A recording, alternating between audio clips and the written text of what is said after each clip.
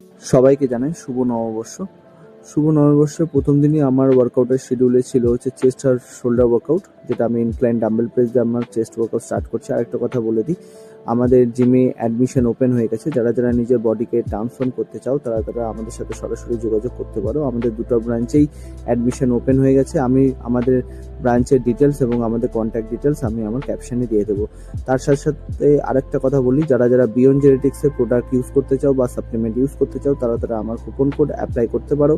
আমি সেটারও coupon code ক্যাপশনে দিয়ে দিচ্ছি এবং বিয়ন্ড জেনেটিক্সের অফিসিয়াল ওয়েবসাইটে লিঙ্কটাও আমি দিয়ে দিচ্ছি।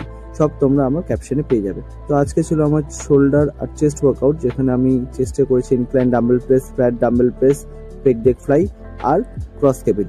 তার সাথে সাথে ছিল আমার শোল্ডার প্রেস, ফ্রন্ট রাইজ আর সবার শেষে ছিল সাইড ল্যাটারাল 6 সেট।